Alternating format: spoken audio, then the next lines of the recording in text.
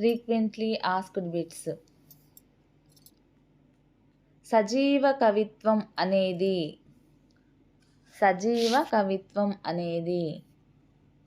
So the answer is కాలానుగుణంగా మారేది.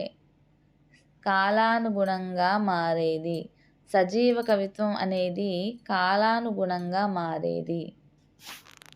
Next, ఏనుగు లక్ష్మణ కవి ఈ శతాబ్దానికి చెందినవాడు.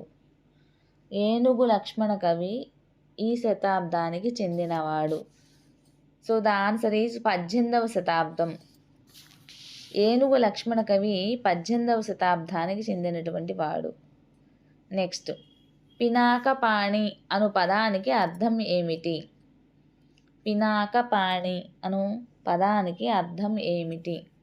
సో ద ఆన్సర్ ఈజ్ శివుడు. పినాకపాణి అను పదానికి అర్థము శివుడు. నెక్స్ట్, దహనుడు పదానికి పర్యాయ పదాలు ఏవి? సో ద ఆన్సర్ ఈజ్ అగ్నిదేవుడు, అనలం.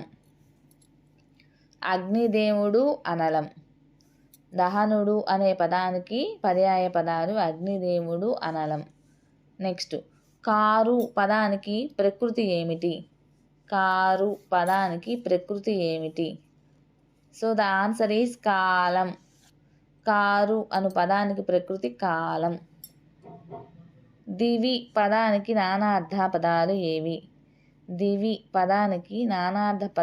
ఏవి? సో ద ఆన్సర్ ఈజ్ స్వర్గం, ఆకాశం. దివి అను పదానికి నానార్థ పదాలు ఏవి? స్వర్గం, ఆకాశం. నెక్స్ట్, మా ఊరి ఎద్దు మీ ఊరికి పోదు, మీ ఊరి ఎద్దు మా ఊరికి రాదు, ఏమిటది? సో ద ఆన్సర్ ఈజ్ చెట్టు. మా ఊరి ఎద్దు మీ ఊరికి పోదు, మీ ఊరి ఎద్దు మా ఊరికి రాదు. సో ద ఆన్సర్ ఈజ్ చెట్టు. నెక్స్ట్, నామవాచక గుణాలను తెలియజేసే పదాలు ఏవి?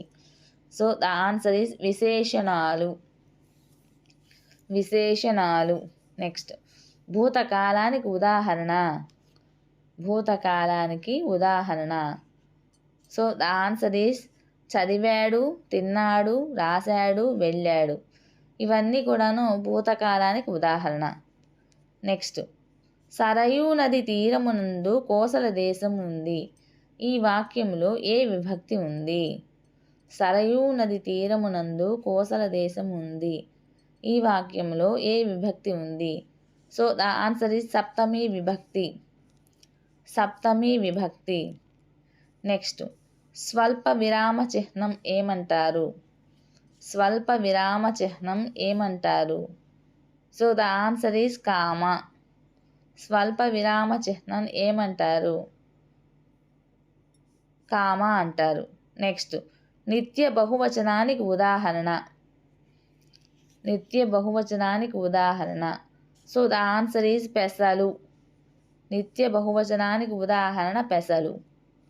నెక్స్ట్, ఒక హల్లుకు వేరొక హల్లు ఒత్తు చేరితే అది dash. So the answer is సంయుక్తాక్షరం. ఒక హల్లుకు వేరొక హల్లు ఒత్తుగా చేరితే అది సంయుక్తాక్షరం అవుతుంది. నెక్స్ట్, ముక్కు సాయంతో పలికే అక్షరాలను ఇలా అంటారు. ముక్కు సాయంతో పలికే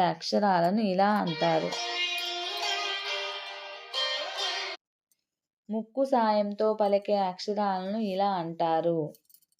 సో ద ఆన్సర్ ఈజ్ అనునాసికాలు అంటారు. నెక్స్ట్, రాముడతడు పదాన్ని విడదీయండి. సో ద ఆన్సర్ ఈజ్ రాముడు ప్లస్ అతడు, రాముడతడు. నెక్స్ట్, మహోదధి పదములో ఉన్న సంధి ఏది? సో ద ఆన్సర్ ఈజ్ గుణసంధి. మహోదధి పదంలో ఉన్న సంధి గుణసంధి. నెక్స్ట్, ముల్లోకాలు ఏ సమాసం? ముల్లోకాలు ఏ సమాసం?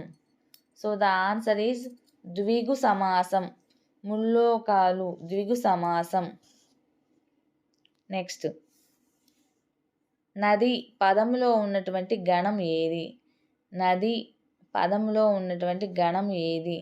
సో ద ఆన్సర్ ఈజ్ లగం. నది పదంలో ఉన్న గణం లగం. నెక్స్ట్, బావిలోకి తొంగి చూస్తే పాతాళం కనిపిస్తుంది. బావిలోకి తొంగి చూస్తే పాతాళం కనిపిస్తుంది. ఈ వాక్యంలోని అలంకారం ఏది? ఈ వాక్యంలోని అలంకారం ఏది? సో ద ఆన్సర్ ఈజ్ అతిశయోక్తి అలంకారం. బావిలోకి తొంగి చూస్తే పాతాళం కనిపిస్తుంది. ఈ వాక్యంలోని అలంకారం అతిశయోక్తి అలంకారం. క్రియారహిత వాక్యానికి ఉదాహరణ. క్రియారహిత వాక్యానికి ఉదాహరణ.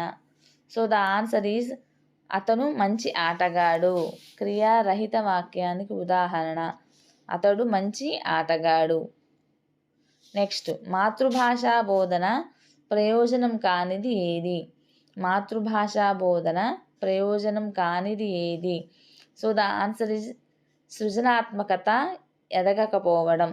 సృజనాత్మకత ఎదగకపోవడం. నెక్స్ట్, బ్లూమ్స్ ప్రతిపాదించిన కృత్యాధార అభ్యసన విధానం ఎవరికి కేంద్రీకృతంగా ఉంటుంది?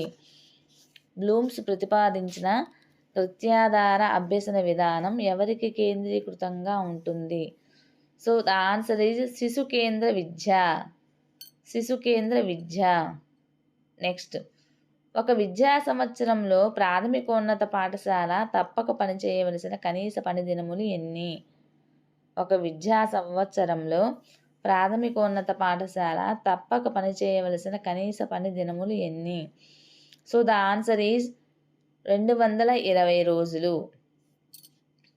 నెక్స్ట్, దృశ్య బోధనోపకరణం కానిది ఏది? దృశ్య బోధనోపకరణం కానిది ఏది? So the answer is radio. దృశ్య బోధనోపకరణం కానిది రేడియో. నెక్స్ట్, కిండర్ గార్డెన్ పద్ధతిని ప్రవేశపెట్టిన విద్యావేత్త ఎవరు? కిండర్ గార్డెన్ పద్ధతిని ప్రవేశపెట్టిన విద్యావేత్త ఎవరు? So the answer is Froebel. Kinder garden పద్ధతిని ప్రవేశపెట్టిన విద్యావేత్త ఫ్రోబెల్. సో టీచర్స్, మీకు కనుక ఈ వీడియో నచ్చినట్లయితే ప్లీజ్ లైక్ చేయండి, షేర్ చేయండి, సబ్స్క్రైబ్ చేయండి.